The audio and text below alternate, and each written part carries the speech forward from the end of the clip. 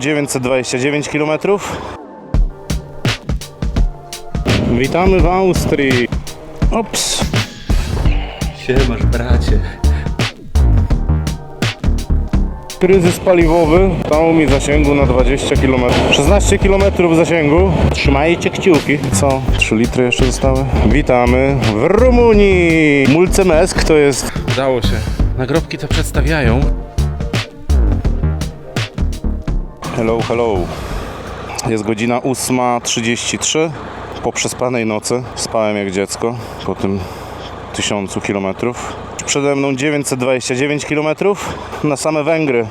Zabukowałem hotel zaraz przy granicy austriackiej. 929 km, przyjazd 18:23. No i co, w drogę? No dobra, temperatura jest 8:30 rano. 24 stopnie. Wczoraj wieczorem w nocy jak zasypiałem, było jeszcze 26 stopni. A w nocy była burza. Znaczy miała być burza. Widziałem, że motor trochę był w kropkach, więc coś tam musiało padać.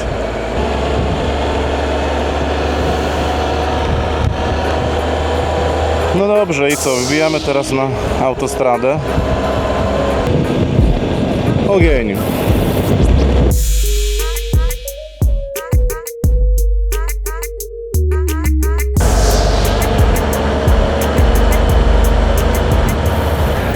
Niemiecka rzeczywistość. Korki, korki, korki. Budowy, budowy i przebudowy. Bardzo dobrze. Niech się rozwija infrastruktura. Znaczy nie, tu w sumie nie.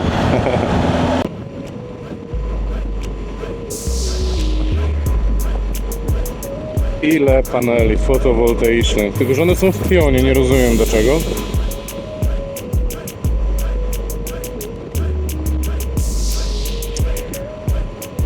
Dziwne.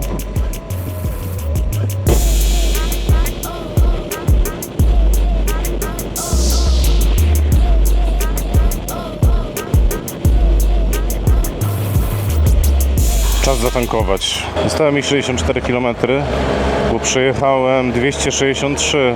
Specjalnie nie widzę przy tej autostradzie stacji benzynowej, więc zajadę tutaj na Shella i tyle. No i właśnie mi się zapaliła rezerwa. Paliwo jest po euro 68. 10 czy 5? Może być 10. Starczy. 15 litrów, 24. Chodźmy zapłacić. No jaki wybór browarów. To ja to rozumiem. Tego dawno nie piłem. Hello. Number 2 please. Thank you. Tiger napojony. 264 km zrobione. 300 do następnego. I ogień, dalej jedziemy. Także następny stop za kolejne około 3 godzin.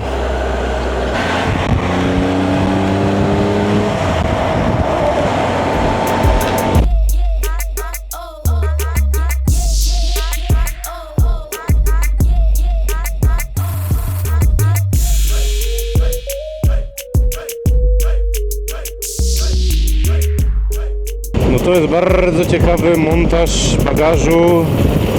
Bardzo ciekawy. Nikt się nie spodziewał hiszpańskiej inkwizycji. 22 stopnie i zaczyna padać. Znaczy, no dobra, to tam nie jest jakiś duży deszcz, ale króci gang, no, mokro.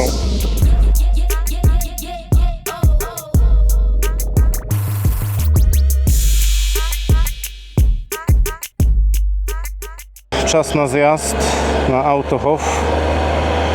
Kolejna rezerwa się świeci. Zrobione kolejne 306 km. Chyba było z górki bardziej, bo 5-4 spalanie tylko. Rust Park, gdzie tu się wjeżdża. Paliwo mówi tutaj.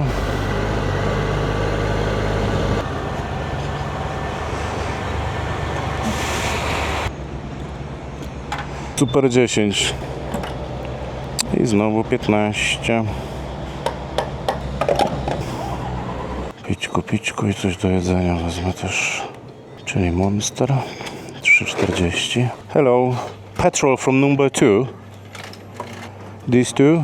And there's one sandwich, please. Okay, so that one, please. Thank you. Bye. Biszpejta. Zaraz się roztopię. Najnormalniej w świecie się roztopię. Zatankowany po raz kolejny i Tiger i ja. Do celu 401 km. Do następnego tankowania 320 km. Także sporo i czas uciekać ogólnie, bo za 3 godziny tutaj ma być burza. I ona chyba będzie szła w stronę właśnie Austrii, także uciekamy. Taki to Autohof. Mnóstwo ciężarówek. Same tiry w sumie. Mnóstwo kierowców. Nie wiem, czy to już na weekend się przygotowują, czy o co chodzi, bo tak jak widać, tam idzie pan z zakupami. Czyli musi tu być gdzieś sklep jakiś i robią sobie zakupy. No, takie życie na trakerce. Ciepło jest tam na tym placu ogólnie, zero cienia, także muszę ruszyć, żeby wiatr jakiś mnie ochłodził. No, 40 minut później przyjazd, jest 19:10, było tam 18:30. Do granicy austriackiej bodajże, to jest chyba Lenz się nazywa, niecałe 200 chyba kilometrów, 150, 180, coś takiego.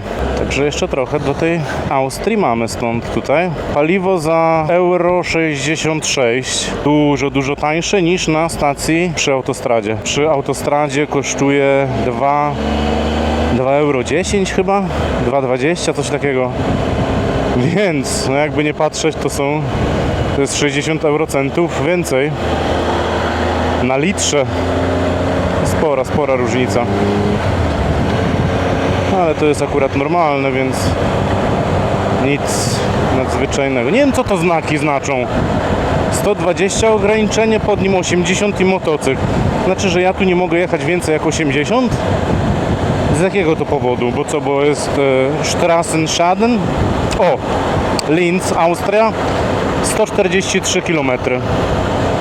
Także no, około 1,5 godzinki niecałej będę w Austrii. A do hotelu na Węgrzech 4 godziny i 400 km. Także uciekamy chyba, bo ta burza to chyba za nami. Nie wiem, czy tam w lusterku będzie widać. Za nami i to chyba będzie szło w tamtą stronę, właśnie w moją stronę. Chyba. Tak czy inaczej, nic to. Jedziemy. Au. Za kilometr Austria. Żeby wjechać do Austrii, trzeba mieć winietę. Ja tą winietę kupiłem wczoraj, 10-dniowa. Witamy w Austrii. Hello. 10-dniowa 4,90 euro, a jednodniowa kosztowała 3,70. Tak czy inaczej, uwaga, co my tutaj mamy? Republik Österreich bis Autobahn coś tam. Aha, tutaj kioski, gdzie można kupić te winiety oczywiście, tak? I tyle, taka to granica właśnie z Austrią. Żadnej kontroli, ale w drugą stronę z powrotem, w sensie z Austrii do Niemiec, tam kontrola. Generalnie podobno nie wolno tutaj nagrywać. Podobno nie wolno nagrywać, kamerki dashcamy są zabronione. Do hotelu 340 km. Hotel jest zaraz przy granicy austriacko-węgierskiej po stronie Węgier, więc prawdopodobnie 330 km po drogach pewnego malarza. I taki to przejazd przez Austrię. Temperatura 31 stopni. Zupełnie korków nie ma. Jest godzina 17:40. Do hotelu zostało 120 km. Godzina 20 jazdy. Paliwa zostało na 60 km. Więc przy najbliższej okazji będę tankował. Cały czas takie chmury są, w ogóle nie ma słońca, więc burza wisi w powietrzu. Zobaczymy, czy coś z tego będzie. Oby nie. Restplatz. Czy tu na tym Restplatz jest stacja benzynowa? Ale wydaje mnie się, że tu może nie być stacji benzynowej. Czyli to jest tylko Restplatz? Czyli nie ma, czyli tu nie było stacji benzynowej.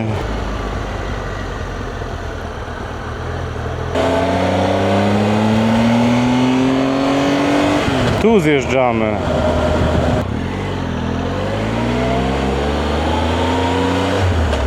Dobra, jest stacja. Ile paliwo kosztuje? Euro? No 2 euro, po prostu 2 euro. 10, ja.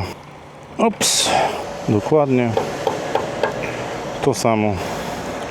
14,8, czyli spalanie cały czas takie samo, około 15 litrów na 300 km. No dobra,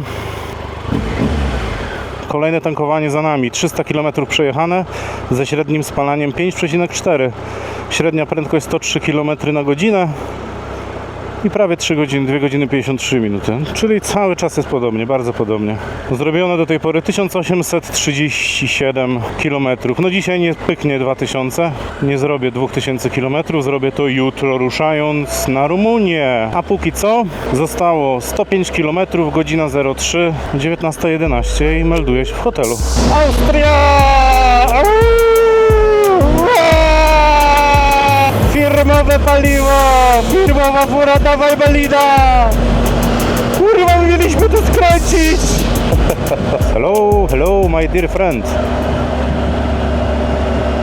Niemiec. No też na triumfie.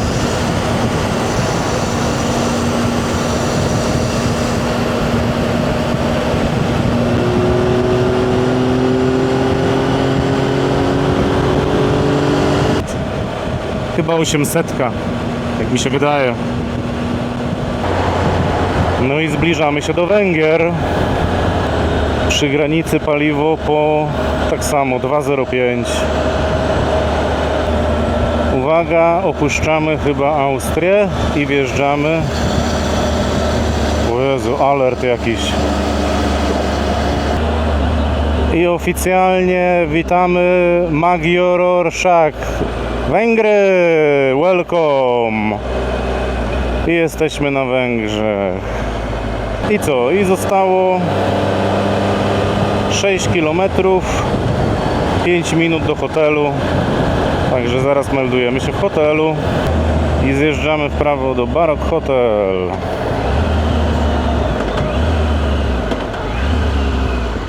Oto Baroque Hotel.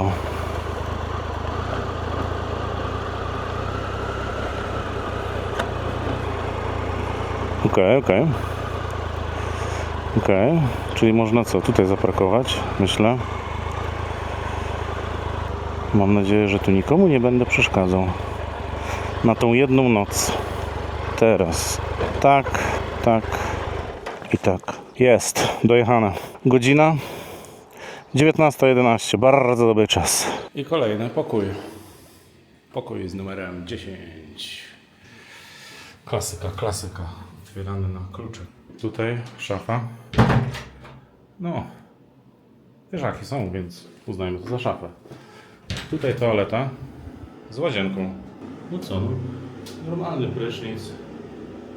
Nic nadzwyczajnego, nic szałowego. Już brałem prysznic, już się rozgościłem, tylko dlatego, że znowu restauracja nie jest czynna. Restauracja jest czynna tylko na śniadania. Pół kilometra stąd jest jakaś knajpa. Przyjmowali zamówienia tylko do 15 po 8. Jest teraz 8, więc jakbym biegł, to bym zdążył. Ale postanowiłem, że zadzwonię tam i zamówię sobie jedzenie tutaj z dowozem. Pan odebrał po węgiersku, ale zapytałem, czy po angielsku może i spoko, dogadałem się z nim. Mam nadzieję, że gościu przyjedzie.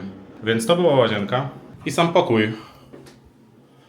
Co, no tu nic więcej nie trzeba mówić. 2 oddzielne łóżka. Tamto łóżko to jest moja szafa kolejna. Tutaj będę sobie spał. A mi się rzeczy ładują po prostu. Tu jest okno. Z okna widok taki. I tam stoi moja fura. Telewizor. Sorry za bałagan. Wszystko robiłem w pośpiechu, więc... I tak nie miałbym zamiaru tutaj układać. Lecę na dół i czekam na dostawę jedzenia. Ogólnie to hotel w takim stylu. To jest taki jakby zajazd, ogólnie rzecz biorąc. Tutaj to jest najlepsze, co może być, nie? Siemasz bracie, co ty tu robisz? Kto cię tu uwięził? Halo, dlaczego taki jesteś wypchany? Ale nie tylko ty. Tu jest borsuczek. A tu są ryby. Zobaczcie, jakie trofea. 74 w 2009 roku 2 metry 60 kg sum. To jest sama recepcja. A tu proszę obrazy. Tam wchodzimy na śniadanie. Od 7 do 9:30 jest śniadanie. W takim stylu. Tutaj jest drzewo genealogiczne. Nie wiem, czy właściciela tej restauracji, czy... No, generalnie tak.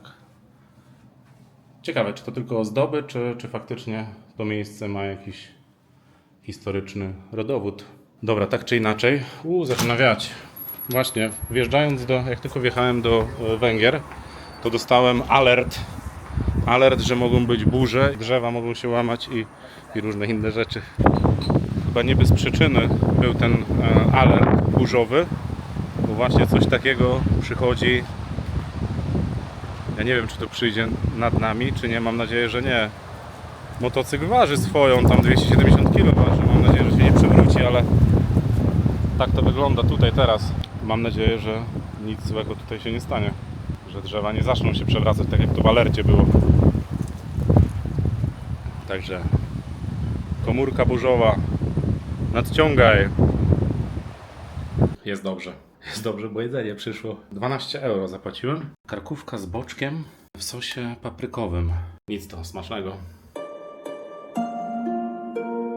Dzień dobry, jest piątek, godzina 8 rano, 24 stopnie. W nocy była burza, około 3 nad ranem. No i grzmiało i bardzo wiało i do tego padało. Teraz pogoda jest taka, niebo jest zachmurzone, niby nie ma padać, ale to wiadomo, różnie może być.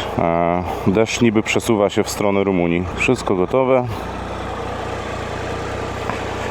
Można się ładować na furę. Jest godzina równo 8 rano. Wczoraj zabukowałem hotel w Sapanta, czyli w miejscu, gdzie jest wesoły cmentarz. Jest 600 km, 7 godzin jazdy. Przyjazd na 15:07. Do tankowania mam 223 km, czyli około 200 km i będę tankował, czyli za jakieś pewnie 2 godziny. I cóż, komu w drogę, temu czas.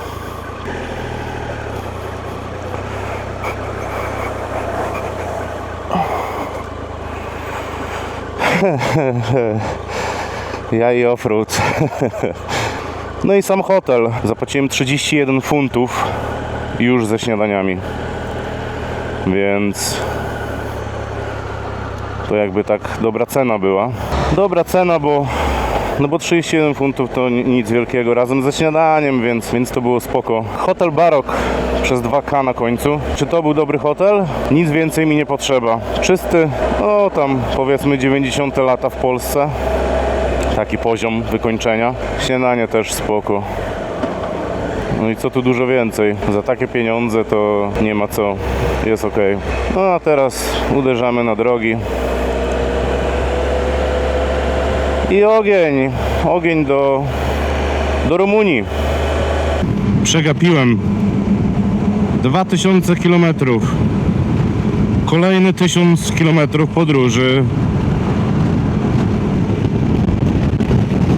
Chciałem tankować, ale na Orlenie nie zatankuję. Nie zatankuję na Orlenie. Jadę na następną stację.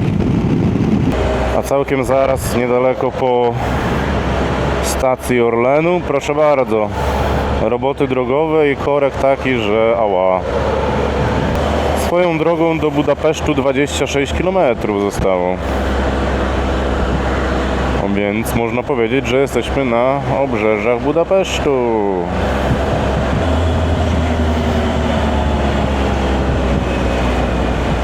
Ale ładnie puszczają. To jest kultura. No prawie. To jest kultura jednak. A nie to co w Anglii. Przecież w Anglii już spokojnie staliby jak najbliżej tej linii. Żeby tylko się nie przecisnąć. Żeby motocykl nie przejechał.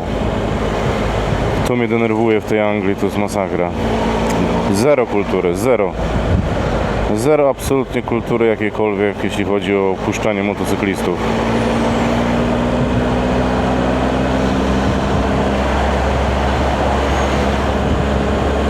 Co jest przykre.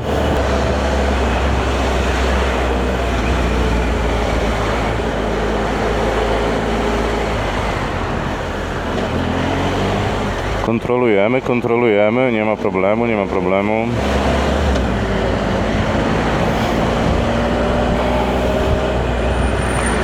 Tesla Cybertruck. Nice. Stacja Mollo. Nigdy chyba nie tankowałem na tej stacji. Proponuję podjechać pod piątkę. 9,5, dobrze. Po ile w ogóle tu paliwo jest? Nie widziałem. Ale to i tak forinty to w ogóle mi nic nie da, bo nie mam pojęcia.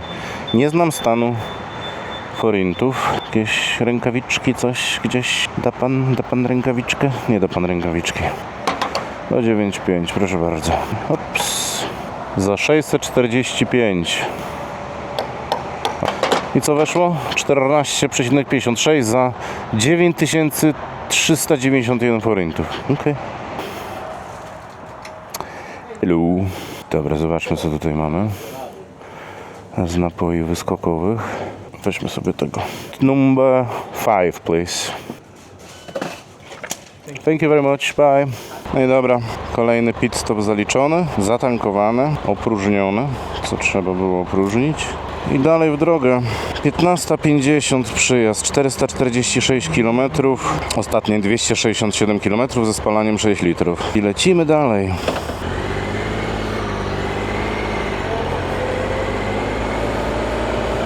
Paliwo, no nie wiem jak to się ma do złotówek czy do funtów, ale kojarzę coś z tego, że oni tutaj na Węgrzech mają paliwo o ustalonej cenie, że na wszystkich stacjach musi być taka sama cena. Nie jestem pewien. Jeżeli ktoś się orientuje dokładniej, to dajcie znać. Czy może to jest paliwo tylko dla tubylców, dla mieszkańców, dla obywateli węgierskich? No nie wiem, ale wiem, że coś jest na rzeczy. Co tu się wyprawia na tej węgierskiej autostradzie? Wszystko stoi na Google'ach na czerwono. Dlaczego tak jest? Dlaczego? Ja tam stał w tym korku nie będę. 24 stopnie, więc zupełnie nie jest jakoś gorąco. Czemu oni tu stoją? Ja nie rozumiem. Dlaczego nie jadą lewym pasem? Czy ja jadę pod prąd? Nie, no gdzie pod prąd? Czemu oni stoją na tym prawym pasie tylko? Oszaleli. To oni też tutaj nie potrafią w ruch na zamek. Mój Boże, Węgrzy, co wy robicie? Co tu się wyprawia? Panie! Teraz jadę za ciekawą naczepą, którą zawsze będzie mi przypominała jeden, jedyny film. Dobrze wiecie, o jakim filmie mówię.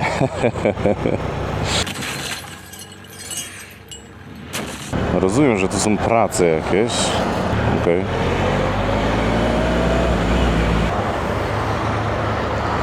No dobra, jadę. No, panie Węgier.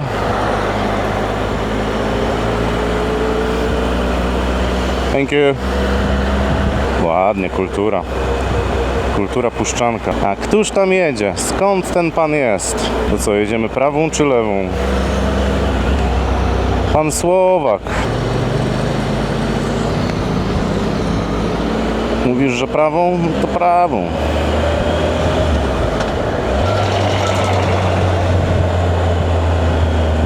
Pan Słowak na jakim motocyklu jedzie? Czy to nie jakiś Triumph nowszy? To jakaś Aprilia.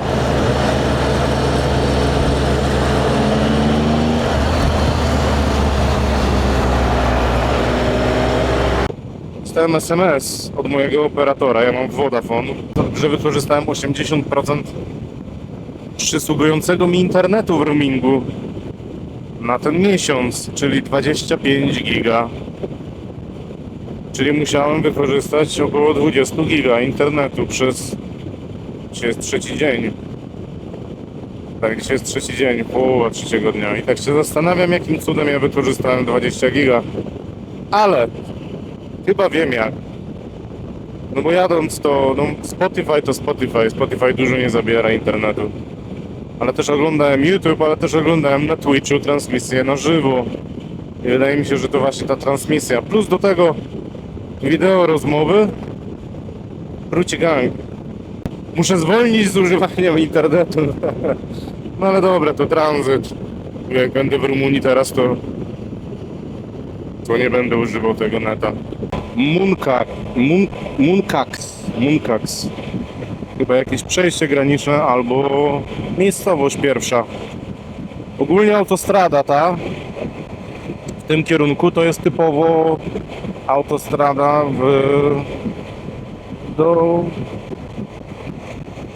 na Ukrainę, do Ukrainy. I samochody ciężarowe, które mijam, które jadą w tamtą stronę, to w większości to są samochody na ukraińskich tablicach rejestracyjnych. A za 30 km, za 34 km ja będę zjeżdżał z tej autostrady i już będę się kierował, prawdopodobnie już nie autostradami, tylko lokalnymi drogami, w stronę granicy. Stąd do granicy ukraińskiej jest mniej więcej to samo co do granicy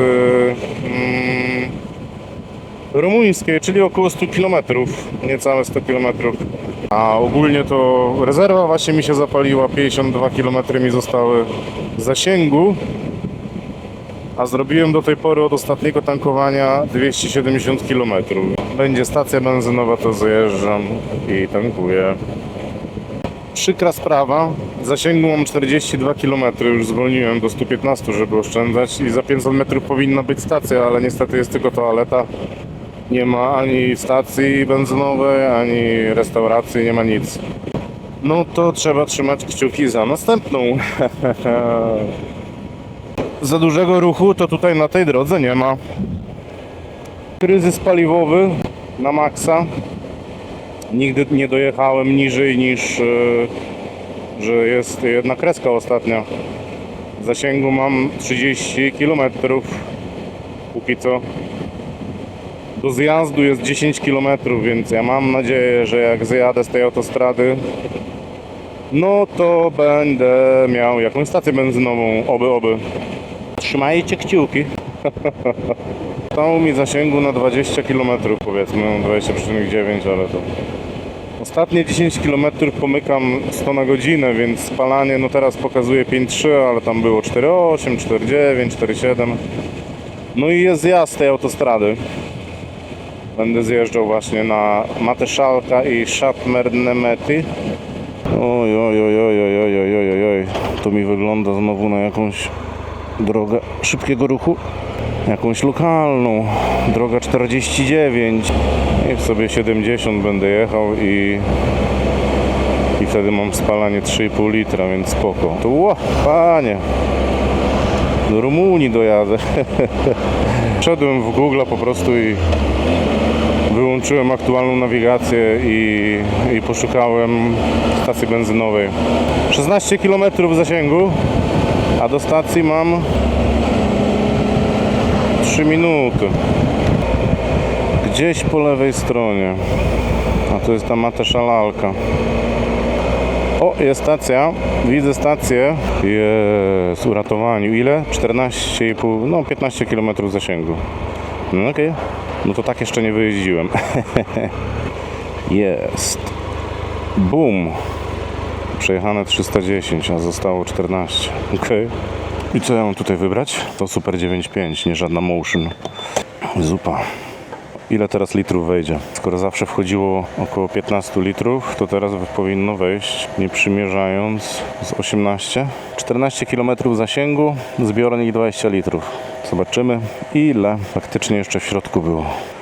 Co? 3 litry jeszcze zostały? 3 litry jeszcze zostały. Na 3 litrach jeszcze, ojoj, czyli asekuracyjnie pokazuje.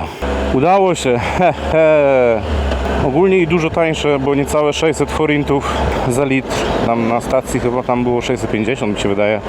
I teraz paliwa starczy na kolejne 330 km. I teraz mamy 137 km już do Wesołego Cmentarza. 137 km, 2,5 godziny jazdy. Ale jakie drogi dobre. Super drogi tu są. Słabej jakości jest ta droga, no ale dobra, nieważne. A tu proszę, IFA na robocie, pan oblewa asfalt. No. Dosyć ładny klimat tutaj panuje. No i taka to miejscowość, po miejscowości droga prowadzi przez właśnie takie rzeczy. Rów po lewej, rów po prawej, jakiś bar. i domy. Zbliżamy się do granicy węgiersko-rumuńskiej. Ostatni kraj, docelowy kraj. Kraj, do którego przyjechałem. Jechałem, gdzie jest trzeci dzień. Wyjechałem w środę. Czwartek i dzisiaj jest piątek. Jest godzina 14:46 i w końcu jestem. Proszę bardzo. Granica węgiersko-rumuńska. Tutaj panowie sprawdzają. Tam bramki, nie bramki. A osobówki bez jakiegokolwiek sprawdzania, zdaje się, tam można kupić winietę. W Rumunii obowiązują winiety, natomiast nie na motocykl. Motocykle są zwolnione z winiet. Na Węgrzech też musiałem kupić winietę. Austria i Węgry. O, stare bramki, czyli tutaj jak była granica. Jak Rumunia jeszcze nie była w Unii Europejskiej, to tutaj brameczki. Rumenia. I tutaj bramki po stronie rumuńskiej. Proszę bardzo. Tam policja stoi. A trzymają mnie czy nie? Fajnie by było, jakby zatrzymali i by się pytali, a co pan tu robisz? I oficjalnie witamy w Rumunii! Rumunia! Jest, udało się! Hej! O! Tutaj zrobimy sobie zdjęcie. Udało się oficjalnie. Oficjalnie jestem w Rumunii. Jest, udało się. Rumunia. Jeszcze a propos winiet na Węgrzech, to tam winieta kosztowała, o proszę, jakie fury. No tak, zwożone i pewnie, że tak. Winieta na Węgry kosztowała około 12 euro. 10-dniowa. 10-dniowa w Austrii kosztowała 4,90 dokładnie. Także węgierska winieta dużo droższa. No dobra, to co? Zostało mi 94 km zostały mi. Rumunia! Yeah! Co to jest? Co to jest za dach? O co tu chodzi? Mają rozmach. Ale ciekawie to wygląda. Dużo lepiej niż wioski wcześniej na Węgrzech. Dużo lepiej. Czyściej.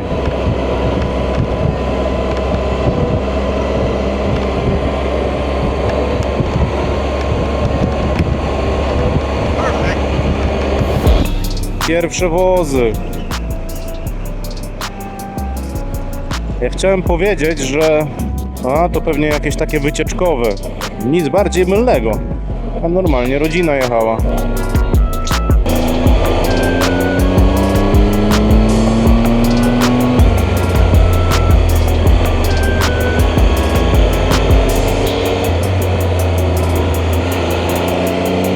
Muszę pamiętać, że nie jestem tu sam i że są inni ludzie.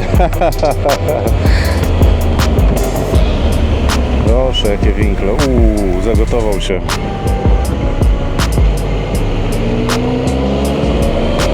Czyli to jest zjazd, a on się zagotował na podjeździe, teoretycznie. Muszę zrobić jeszcze jedną rzecz, ponieważ miejsce, do którego jadę, czyli Wesoły Cmentarz, jest bardzo blisko ukraińskiej granicy. To jest blisko, zaraz przy granicy Ukrainy. Wolałbym, żeby telefon mój nie wskoczył na ukraińską sieć. Dlatego też zjadę za chwilę i wybiorę, żeby telefon łączył się tylko z tą siecią, z którą teraz jest połączony, czyli Vodafone. Połączę się na stałe z Vodafone. No i tak to wygląda. Nie wiem, czy ja mogę wyprzedzać, czy nie. Nie chcę tych koni spłaszać, bo to... No teraz pojadę. Proszę, jaka impreza. Mobile Service, Primary, tu nie Automatic, jest Vodafone RO. I spoko, i teraz nie muszę się martwić. Właśnie przejeżdżam przez Chyba jakąś troszkę większą miejscowość tutaj, ale właśnie ćwiczyłem sobie język rumuński. Mulțumesc to jest dziękuję, a dzień dobry to jest bună ziua.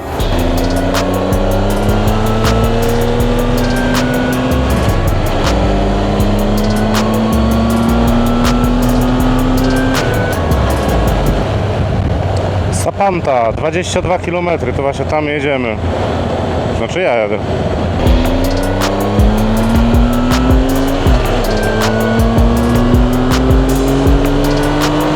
Okazuje się, że za 1,1 km dojadę do miejsca, które 3 dni temu jeszcze było w planach tylko i wyłącznie, że tam dojechać. Sapanta, czyli wesoły cmentarz. I to właśnie tutaj chcę zacząć moją przygodę z Rumunią. Thank you. Nie thank you, tylko jak się mówi dziękuję? Mulțumesc, Michał. A dzień dobry? Bună ziua, o. Bună ziua. O. Kuski, owieczki, krówka. Folklor. Te rowy tutaj, jak to wygląda, to... Oponki też już pamiętają lepsze czasy. Jakby się tekstury nie doczytały.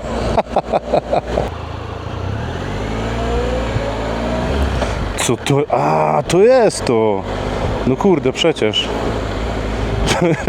To wygląda jak z Minecrafta albo z jakiejś gry. Dobra, i co? I to jest... A, to jest tu. O, klienci, persuni, czyli tutaj. O. No dobra. I to jest dokładnie, o, tu jest ten cmentarz. Wesoły cmentarz. To jest mój cel. Dobra, on jest do 20 otwarty, więc ja sobie po prostu zamelduję się.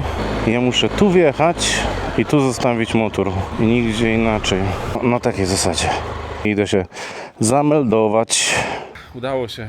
Ponad 2,5 tysiąca kilometrów i jestem w miejscu, gdzie planowałem, żeby przyjechać, żeby zacząć moją podróż po Rumunii. 3 dni mi to zajęło, no bez przesady nie całe, ale cały ten tranzyt potrwał od środy rana do teraz do piątku. Jest godzina 17:15, jak przyjechałem, lokalnego czasu. 15:15 w Anglii, a 16:15 w Polsce. Motocykl zaparkowany i teraz zobaczcie, jak wygląda hotel na dzisiejszą noc. Tu jest wejście. Na kartę, nie na klucz. No po prostu jest nowoczesnym hotelem. Telewizornia, biurko, klimatyzacja z grzejnikiem, taka dosyć ciekawa. Łóżko jest, no to chyba jest king, jak nie jeszcze extra, jakiś double, nie, no raczej king. Tutaj szafa i tu szafa i tu bardzo fajna rzecz, minibar. Ceny wyglądają w ten sposób. Piwo za 10 lei, klimatyzacja, panel tutaj i łazienka. Łazienka bardzo duża, przestronna, z prysznicem.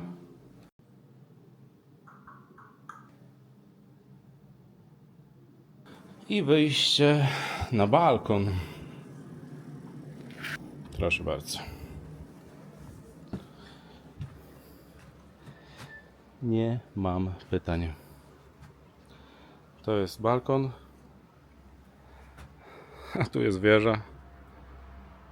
Już widać nagrobki. Jest wesoły cmentarz właśnie tam. A mój motocykl nazywa się to La Conacul Vessel. Zabukowałem to wczoraj wieczorem. Cena to 41 funtów, ale bez śniadania. Śniadanie wykupiłem sam. Zapłaciłem 50 lei, więc wychodzi to 50 lei to jest około 10 euro, czyli 8 funtów, czyli łącznie ten pokój kosztuje mnie 50 funtów razem ze śniadaniem. Ja już się rozpakowałem, ładuję sprzęt i teraz idę jeszcze na cmentarz. Tak wygląda restauracja z recepcją. I tu jest główne wejście. A tutaj motocykl i mój pokój. No i jest wejście główne na cmentarz. Wejście kosztuje 10 lei. I o co chodzi z tym cmentarzem? Dlaczego nazywa się Wesoły i dlaczego to tak wygląda? W 1935 roku pierwszy raz cieśla tu lokalny wykonał krzyż do nagrobku i do swojej śmierci w 1977 roku wykonał ich 700. Natomiast od momentu jak on zmarł, ta tradycja jest kontynuowana. Nagrobki te przedstawiają ludzi, którzy są tu pochowani i co robili ze swojego życia, jaką mieli pasję, ale też często jak umarli. Tutaj pani na przykład gotowała pewnie. I urodziła się w 12 roku, a zmarła w 2001 roku. O, tutaj chyba był lekarz. Pan doktor. O, tutaj. Kto tutaj będzie? Czy to jest górnik? Tutaj ta pani prawdopodobnie została rozjechana przez samochód. A ten gościu też prawdopodobnie zginął w wypadku samochodowym. O, tu pan kierowca ciężarówki. Tu pan wojskowy był.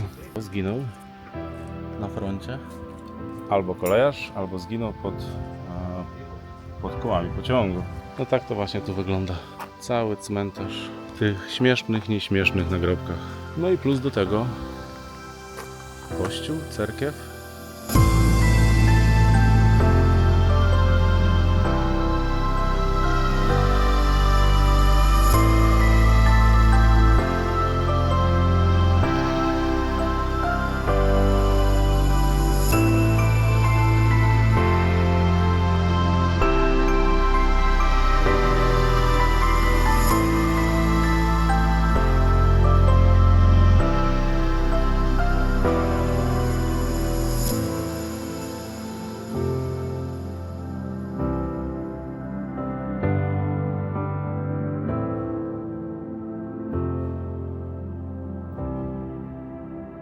Tyle filmików, co obejrzałem na YouTubie z tego miejsca i tym samym mój film też trafia w to miejsce.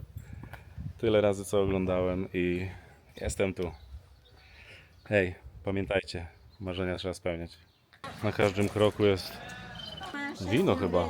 To wino jest. No, tak wygląda. Już się ogólnie wszyscy zwijają. Usiądę sobie właśnie tu, bo tu i zjem, zobaczę co mają. Restaurant Blanka. Nie chciałem żadnej zupy, a zdecydowałem się wziąć polenta. To jest podobno tutaj ich takie jakaś kaszka kukurydziana, do tego z bekonem i i z bekonem po prostu. Zobaczymy co to jest. I to kosztuje 31 lei. Okej. I przyszła polenka. To jest.